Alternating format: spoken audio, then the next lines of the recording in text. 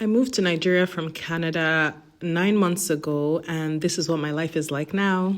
So, a couple of days ago, I volunteered at a church outreach program. It's called God Bless Nigeria, and it is essentially a program set up to address the needs of Nigerians and transforming people that are in less fortunate situations. Anyways, I almost backed out the night before because I wasn't sure what to expect, and I was overthinking and overanalyzing and thinking of possibly the worst case scenario. But when I woke up around 7 a.m. I gingered myself. I was like, Shay, you're not doing this for yourself. Go out.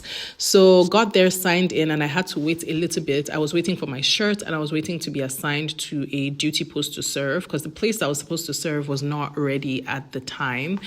Ended up standing and walking around for a couple of hours. At this point, I was super tired, but we hadn't even started.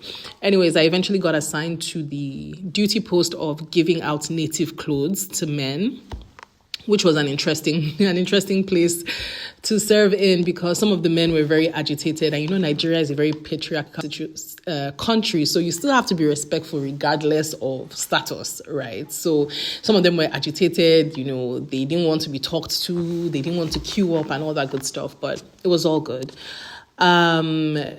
After a few hours, I think around 2 p.m., they gave all the volunteers food. At this point, there was actually a church service going on. Pastor Tony Rapu was there preaching to the people, so we stopped sharing stuff. And then this man came. I was like, God, I beg. He was balancing chairs in his mouth, balancing big stone. I was like, oh, God. Anyway, there was a medical team there, so if he injured himself, he would have been fine. So after I ate, I felt so much better. I went to go and check in on the church service that was happening on the grounds. And then Pastor Tony Rapu came to speak to the people. He is so well respected amongst the people. He is doing such a phenomenal job changing lives. Like, he goes into the streets, he goes into like drug dens to help people to transform lives, and it's so inspiring.